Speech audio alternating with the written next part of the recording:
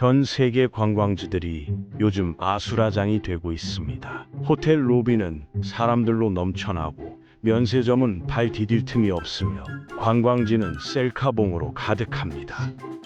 그동안 이런 풍경의 중심에는 주로 중국 관광객들이 있었죠.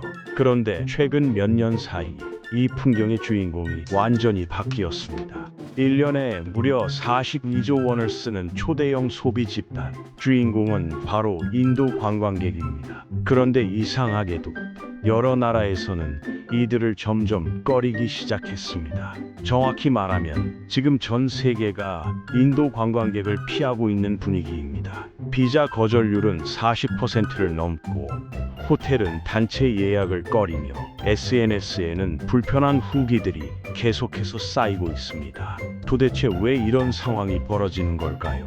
중국 관광객 이후 새로운 파동을 일으키는 이들, 그 이유를 지금부터 하나씩 살펴보겠습니다.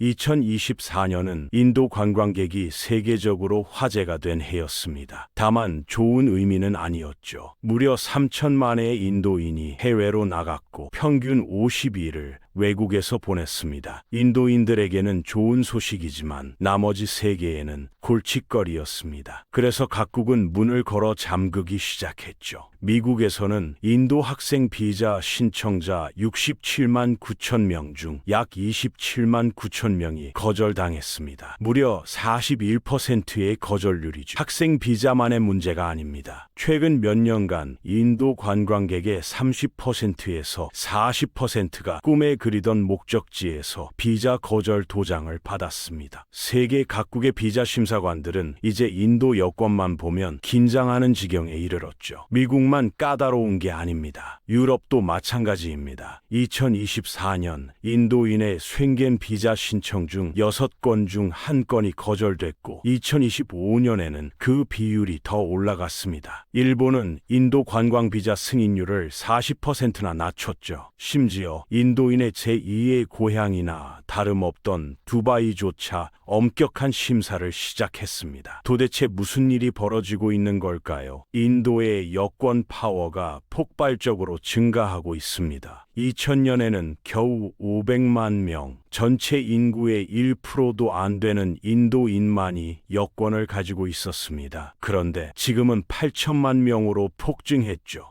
한 세대 만에 여권 소지자가 독일과 영국 인구를 합친 수를 넘어섰습니다. 정말 몇 년 사이에 폭발적으로 늘어난 거죠. 일부는 비자를 초과 체류했고 일부는 호텔 방의 모든 것을 무료 어메니티로 착각해 가져갔습니다. 모두 순수한 경험 부족 때문이었죠. 인도인들에게 여행은 오랫동안 전혀 다른 의미였습니다. 생존을 위한 것, 가족 의무를 위한 것이었지. 산토리니 햇살 아래서 차를 마시며 여유를 즐기는 게 아니었죠. 그런데 갑자기 수백만 가정이 세계에서 가장 빠르게 성장하는 경제 속에서 여유 자금을 갖게 됐습니다. 그들은 부모 세대가 누리지 못했던 걸 자신들은 해보고 싶었던 겁니다. 중국 관광객들처럼 세상을 보고 경험을 극대화하고 가족들에게 자랑하고 싶었던 겁니다. 유명한 무료 장소 체크리스트를 만들고 두세 세대가 함께 볼 사진을 찍고 커뮤니티에 나눌 이야기를 모았습니다. 이제 민감한 이야기를 해보죠.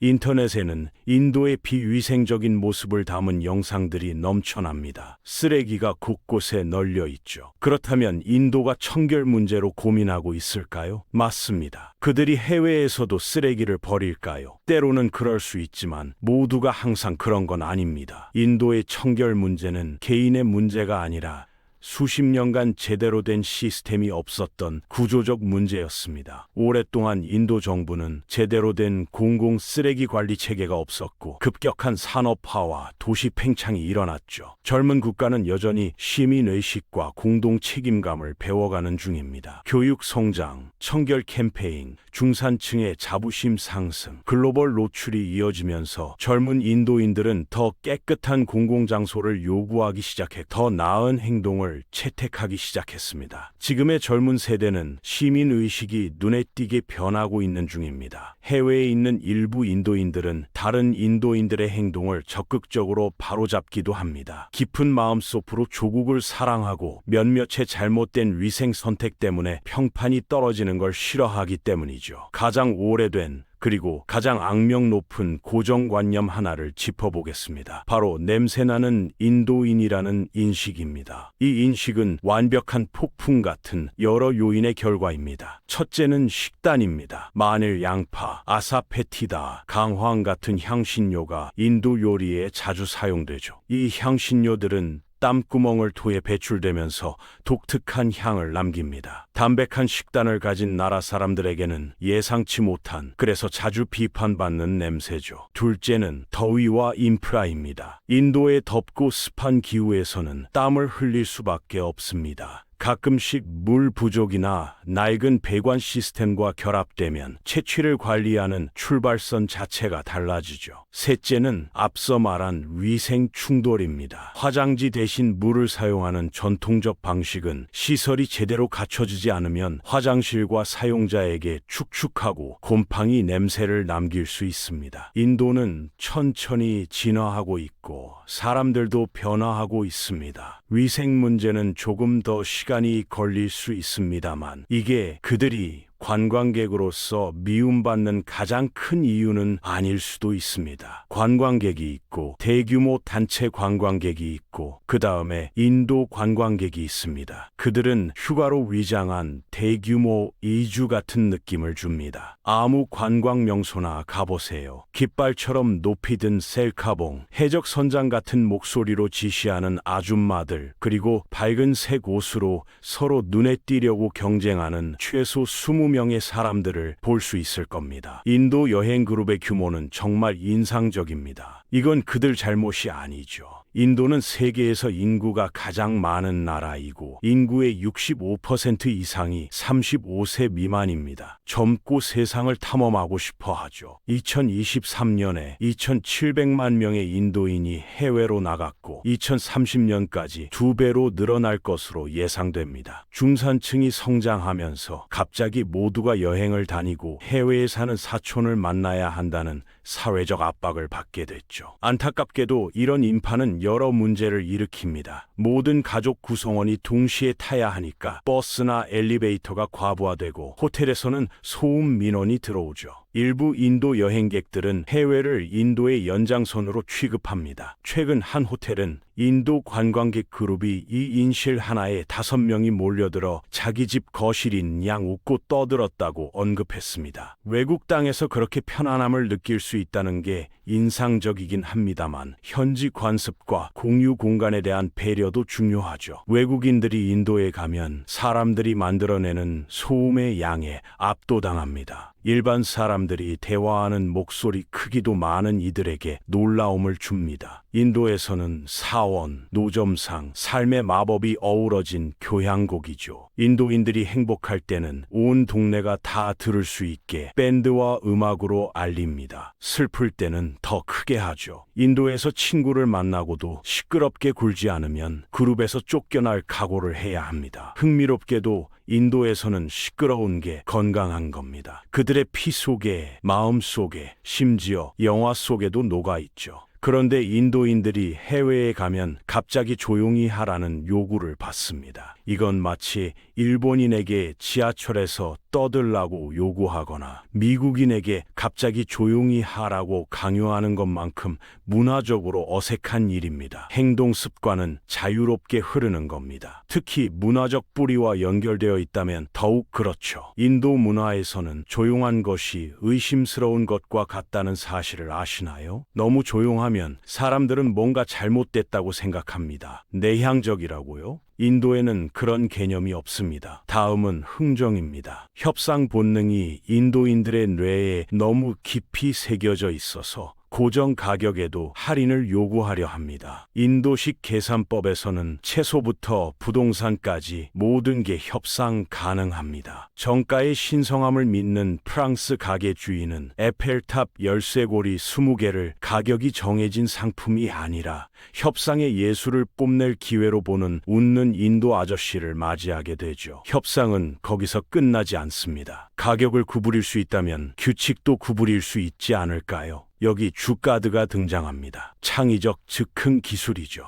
딱딱한 구조를 인간적 필요에 맞게 구부리는 겁니다. 규칙은 절대적인 게 아니라 상황에 따라 조금은 바꿀 수 있는 거에 가깝습니다. 그래서 비행기에 엄청난 기내 수화물을 가져오려 하고 지상 직원을 설득하려 합니다. 출입 금지줄은 더 좋은 사진을 찍기 위해 넘어야 할 사소한 방해물로 보이죠. 조금만 사정 얘기를 하면 뭐든 바뀔 수 있다고 믿는 겁니다. 또 다른 어려운 행동 습관은 채식 요리를 찾아야 한다는 필요성입니다. 인도 관광객들은 터키의 스테이크 식당에 들어가서 계속 채식 옵션을 묻습니다. 이건 많은 식당을 짜증나게 만들고 인도인들은 불쾌한 손님이 되죠. 인도에서 채식주의는 문명적 자부심, 종교적 의무, 가족 전통, 소화의 지혜, 그리고 때때로 도덕적 우월감이 스테인리스 도시락통에 깔끔하게 담긴 형태입니다. 다른 이유도 있습니다. 기근이죠. 수년간의 자연적, 인위적 기근이 사람들로 하여금 대안을 찾게 만들었습니다. 음식을 낭비하는 건 죄였고 녹색 잎사귀 외에 음식을 구하는 건 드물었죠. 역사, 경제, 생존이 만들어낸 문화적 근육 기억이 인도인들을 지금의 모습으로 형성한 겁니다. 또 다른 문제로 넘어가 보겠습니다. 인도에서는 개인 공간이 거의 존재하지 않는 개념입니다. 14억 4천만의 인구와 뭄바이와 델리 같은 도시 중심지는 제곱킬로미터당 3만 명을 초과하죠. 물리적 거리는 이론상으로만 가능합니다. 기차, 시장, 사원, 결혼식장, 엘리베이터를 포함한 인도의 대부분 장소는 최대 인간 밀도로 운영되고 생존은 예의가 아니라 위치로 결정됩니다. 이것이 일상적 선택과 행동에 영향을 미치죠. 인도인들은 물처럼 군중 사이를 흐르는 법을 배웁니다. 적응하고 쥐어짜고 밀고 몸 사이를 빠져나가되 불쾌감이나 후회가 없습니다. 다른 사람들은 이걸 무례함으로 보지만 그들에게는 필요에 의해 개발된 군중 항해 기술입니다. 공공생활이 사람들에게 기회를 빨리 잡으라고 가르칠 때 기차 좌석, 카운터 티켓, 줄의 자리를 잡는 것에서 주저함은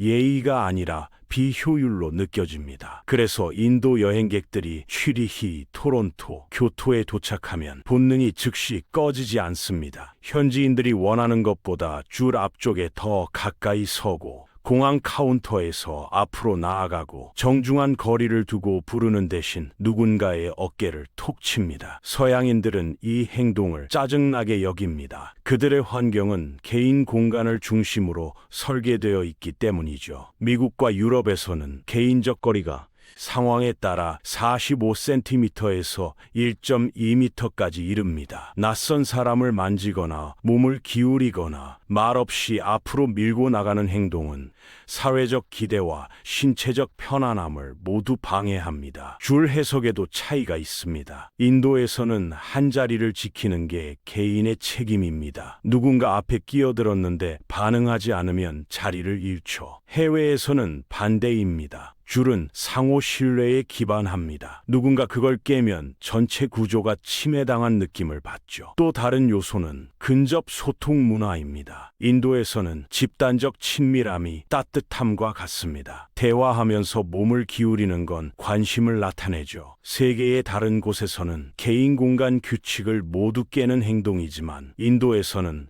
상대방에 대한 호기심입니다. 팔을 가볍게 두드리거나 군중 사이에서 누군가를 이끄는 것은 침해가 아니라 친절을 나타냅니다. 영국, 일본, 스칸디나비아에서 낯선 사람을 만지는 걸 상상해 보세요. 신체 접촉이 문화적 규범에 의해 억제되는 곳이죠. 공격적이거나 경계 없는 행동으로 해석됩니다. 하지만 여전히 세계적인 여행 매너를 잘 모르는 이들이 많다는 게 문제입니다. 일부 나라들은 중국인들처럼 인도 관광객들을 두려워합니다. 하지만 그 소란과 셀카 행렬 속에는 처음으로 세상을 마주한 사람들이 만들어내는 낯선 설렘이 담겨 있습니다. 인도의 인구는 계속 증가하고 있고 지갑도 두둑해지고 있습니다. 이들의 여행은 이제 시작에 불과합니다. 오늘 영상이 도움이 되셨다면 구독과 좋아요 부탁드립니다. 다음에도 더 흥미로운 이야기로 찾아뵙겠습니다.